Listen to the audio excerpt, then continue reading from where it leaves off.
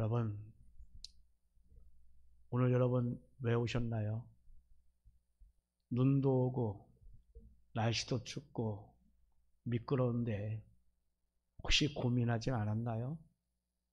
그런 분 아마 아무도 없으려 봅니다. 왜냐하면 우리는 성도이기 때문입니다. 그게 바로 우리의 모습입니다.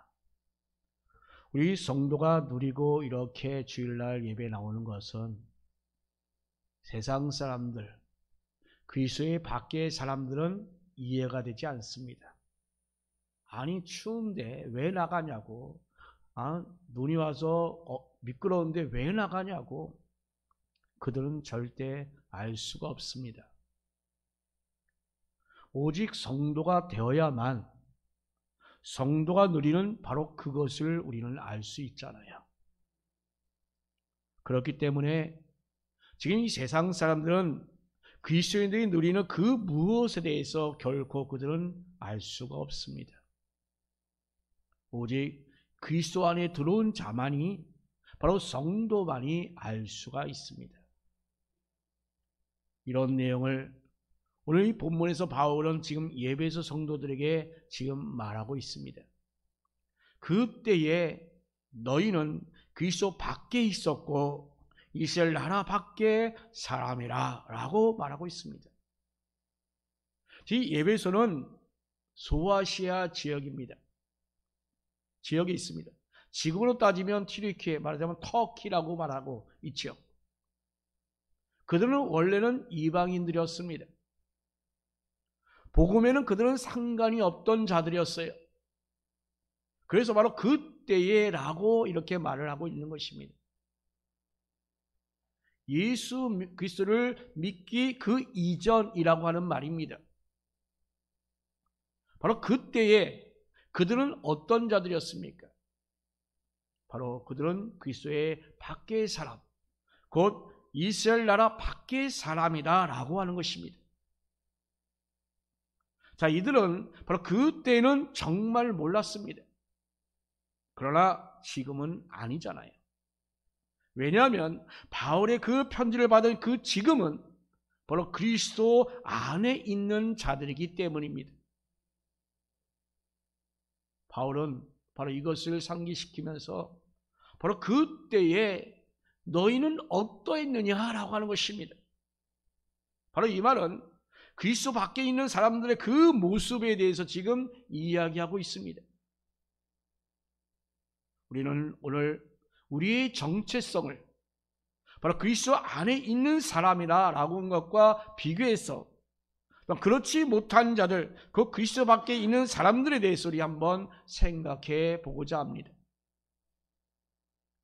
자, 그러면 지금 이 바울의 이야기는 바로 그리스도의 밖의 사람들의 그들은 어떠한 특징을 갖고 있느냐라고 하는 것에 대해서 말하고 있습니다. 첫 번째로 그들은 약속의 언약에 대해서 바로 외인이라고 하는 것입니다. 약속으로 오는 그 혜택은 바로 약속한 당사자 간에 찾아오는 것입니다. 유효합니다. 자, 마태복음 15장 21절 28절 말씀 보면 그 언약과 관련된 그런 말씀이 나옵니다. 자, 하루는 예수님께서 들어와 시돈 지방에 들어가셨습니다. 자, 예수님께서 가시는 곳에는 말씀을 듣기 위하여 모인 사람들이 참 많았습니다만 그 중에는 정말로 병들고 또한 귀신 그런 들린 사람들도 바로 이 고침을 받기 위하여 예수님 앞에 다 나왔습니다. 바로 그런데 이때에 한 가나안 여인이 나타나 소리를 지릅니다. 주 다윗의 자손이여, 나를 불쌍히 여기소서. 내 딸이 흉악하게 귀신 들렸나이다 라고 외치고 있습니다. 귀신 들린 딸을 고치고 싶은 그런 마음에 이 가나안 여인이 지금 예수님께 나와 도움을 요청하고 있는 것입니다. 그러나 예수님은 이런 외침에 일절 응대하지 않으셨습니다. 자, 그런데도 이 여인은 어떻습니까? 계속하여 소리를 지르며 따라오고 있습니다. 보다 못한 제자들이 계속 소리 지르며 저렇게 따라오고 있는데, 자, 예수님 좀 뭐라고 한마디 하셔서 그냥 그를 돌려보내세요 라고 이렇게 말하고 있어요. 그런데 이때 사용한 그 단어, 바로 이것을 보면 예수님의 그 생각이 확연하게 드러나고 있습니다. 어차피 이름을 알 수 없는 그런 여인이니 그저 그냥 한 여인이라고 말하면 될 텐데, 뭐라고 말합니까? 굳이 가난한 여자 하나라고 표현하고 있습니다.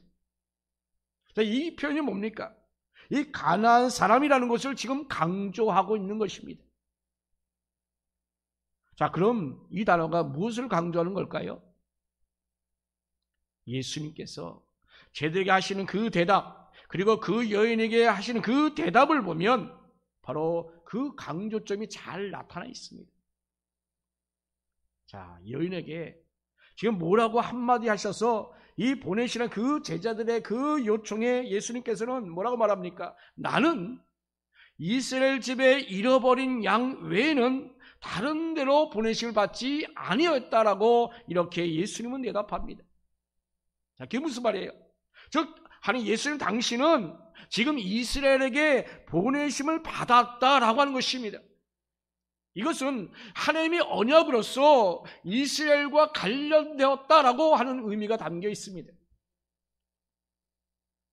그러므로 여인을 굳이 지금 이렇게 가난한 여자 하나라고 표현한 이유가 바로 여기 있는 것입니다.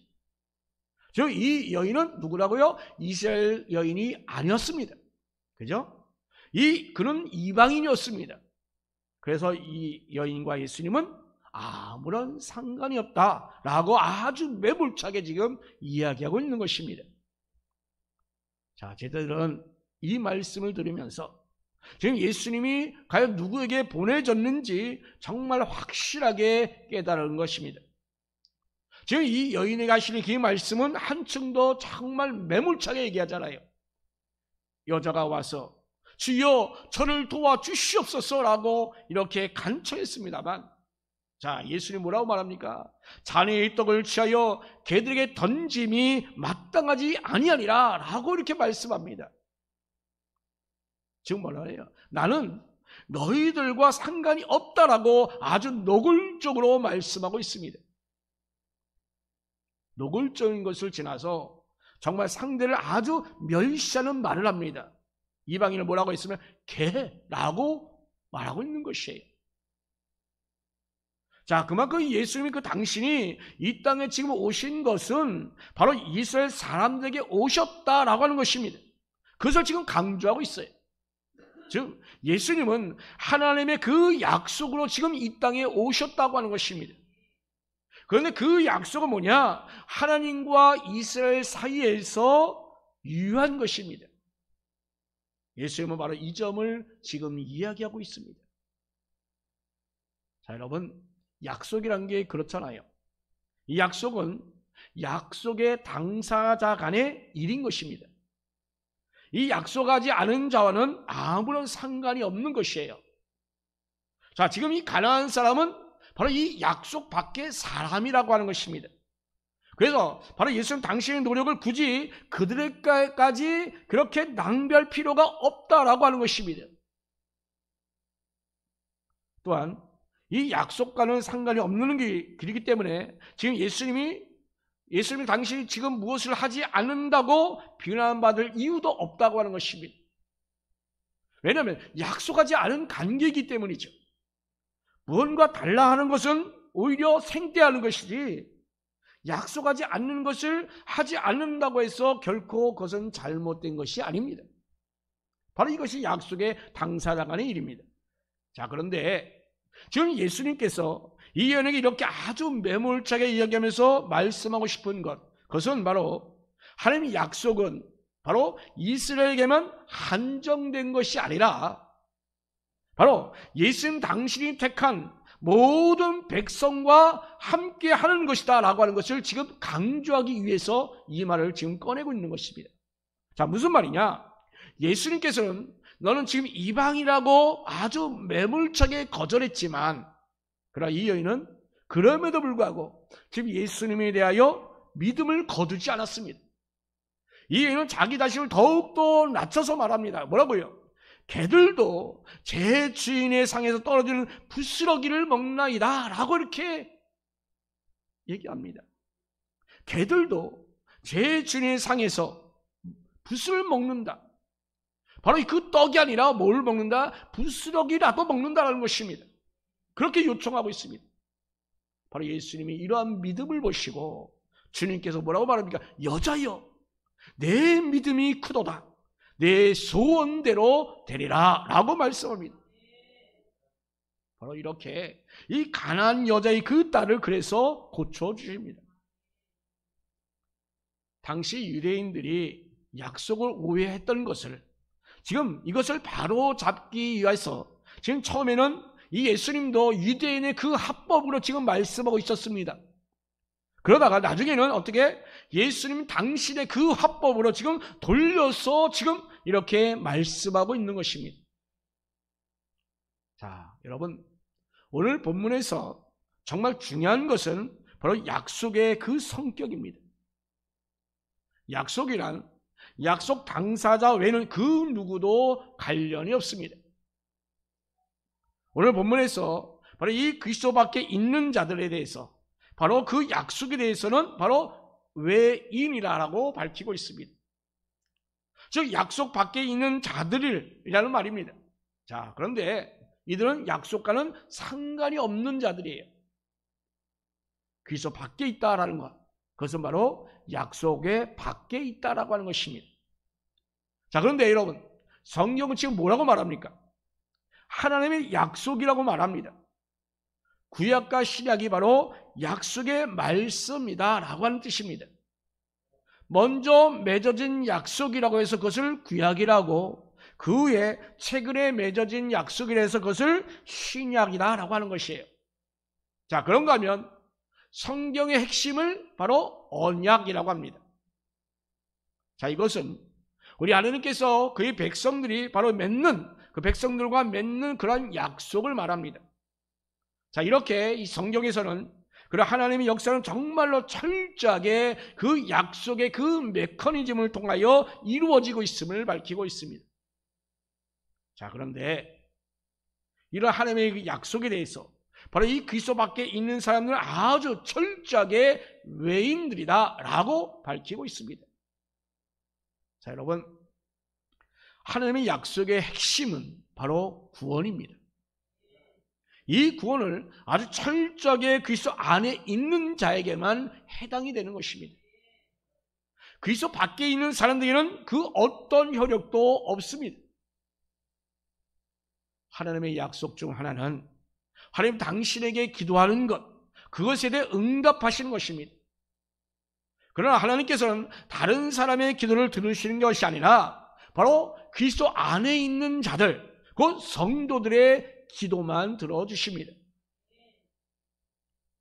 성경에는 하나님의 무수한 약속들이 많이 있습니다. 물론 바로 그때에는 우리도 역시 그리스도 밖에 있는 자들이었습니다. 그러나 예수님의 그 십자가로 말미암아 우리 모두가 제사함을 받고 하나님의 자녀가 된 지금은 바로 그리스도 안에 있는, 언약 안에 있는 자가 되었던 것입니다. 세상 사람들은 정말 누릴 수 없는 그 하나님 놀라운 그 축복과 그 약속이 바로 우리에게는 유효합니다. 우리는 나 자신이 바로 이런 존재라는 것을 여러분 분명히 깨달아야 합니다. 동시에 그리스도 밖에 있는 자들에게는 바로 이런 하나님의 그 약속이 아무런 상관이 없기 때문에 우리가 그들을 굳이 부러워하거나 두려워할 이유가 전혀 하나도 없습니다. 두 번째로, 세상에서 소망이 없는 자라고 했습니다. 우리가 세상에 살다 보면 그리스도 안에 있는 자들이 손해보는 그런 경우가 있습니다. 많습니다. 어떤 일을 하더라도 이 세상에서는 어떻습니까? 연줄에 따라서 그런 일들이 이루어지는 경우가 참 많습니다. 실력은 그냥 허울에 지나지 않는 경우가 많습니다. 사람을 뽑아도 연줄이 있는 그런 내정자가 이미 정해져 있고 그저 원칙대로 지원한 그 성도는 바로 그런 자리에 그냥 들러리에 섰을 뿐이다 라는 경우가 많이 있습니다. 사업에 대한 수주도 마찬가지죠. 이미 자기들이 다 정해놓고 마치 공부하는 것처럼 하는 그런 경우가 허다합니다. 자, 이처럼 그런 연줄이나 그 무엇을 갖지 못한 게 바로 실력이 되는 이러한 세상이 되어버렸습니다. 그러니 여러분, 우리 성도들은 실력이 있어도 제자를 찾지 못하는 경우가 종종 있죠. 이런 세상에서 우리 성도들은 도무지 정말로 소망을 가질 수가 없습니다. 그런데 여러분, 우리 한번 곰곰이 생각해 봅시다. 바로 과연 그게 성공인가? 그것이 과연 소망일까? 그렇게 거짓으로 살아가면서 성공의 길로 간다고 한다면 과연 떳떳할 수 있을까? 그것이 바로 이 세상의 전부라면 그럴 수도 있겠지만 여러분, 우리가 하나님 심판대 앞에 서야 한다고 하는 것이기 때문에 우리는 절대 그럴 수가 없는 것입니다. 사실 세상 사람들은 모두 다 그렇고 그런 길을 따라갑니다. 그러면서 서로 비난하잖아요. 실력 때문이 아니라 연줄 때문에 그렇게 된 거라고. 자기 능력이 아니라 아버지 덕 때문에 된 거라고. 겉으로는 그렇게 비난을 못하지만 그러나 속으로는 그렇게 서로를 비난하고 있잖아요. 자기들 스스로는 떳떳한 길이 아니라는 것을 이미 그들은 잘 알고 있는 것이기 때문이에요.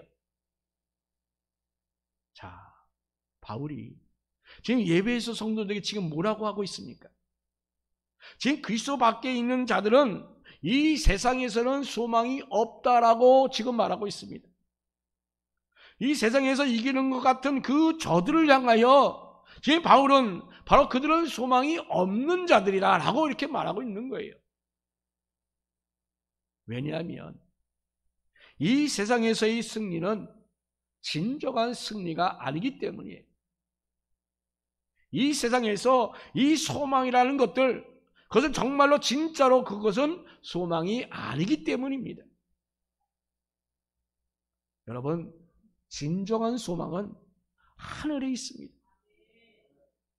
이 땅에서 소망이 있는 사람은 땅을 쳐다보는 것이 아니라 바로 하늘을 쳐다보는 사람입니다. 하늘을 쳐다보는 자는 오직 성도밖에 없습니다. 골로새서 3장 1절 2절에 그러므로 너희가 그리스도와 함께 다시 살리심을 받았으면 위의 것을 찾으라. 거기는 그리스도께서 하나님 우편에 앉아 계시느니라. 위의 것을 생각하고 땅의 것을 생각하지 말라. 아멘. 여러분, 위의 것, 하늘을 바라보는 것이 진정한 소망입니다. 바로 이 소망이 오직 예수 그리스도께서 우리를 살려주시고 우리가 그리스도 안에 있게 한 자들에게만 해당되는 약속인 것입니다. 세 번째로 하나님도 없는 자라고 말하고 있습니다.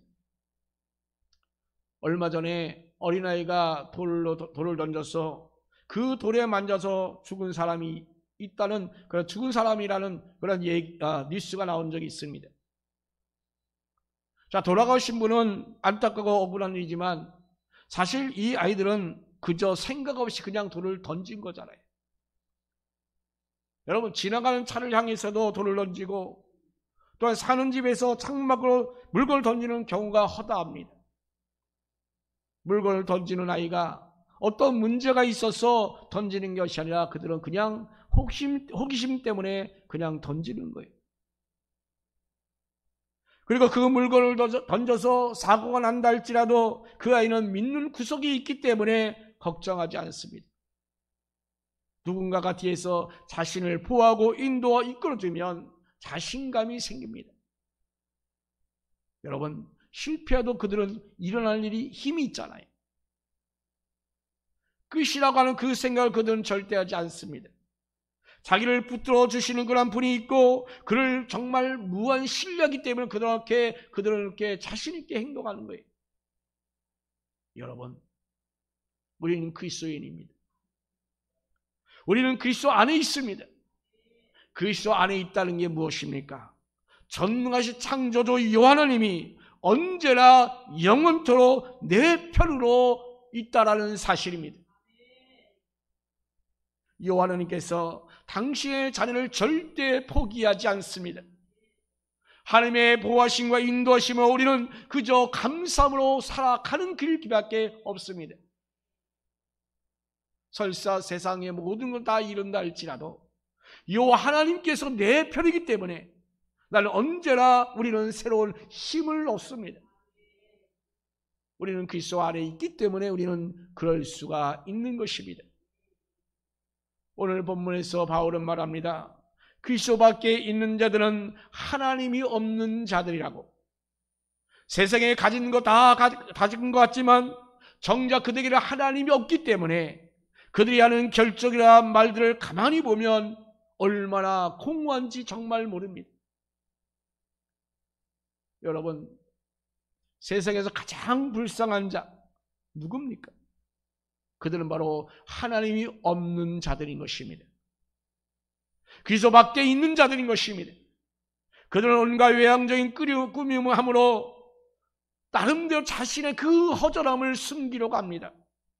그러나 그렇게 많이 치장하고 가꾸지만 그들 가운데 아직도 두려움, 허전함, 외로움, 무서움, 바로 이러한 것들이 그들 가운데 잠자여 있습니다.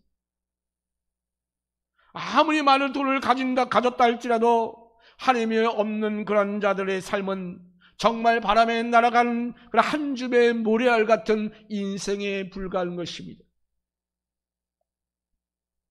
여러분, 예수 그리스도 안에 있는 것이 정말 복되다는 것을 알아야 될 줄로 믿습니다. 바로 하나님의 언약이 우리에게 있습니다. 바로 진정한 소망이 바로 우리에게 있습니다.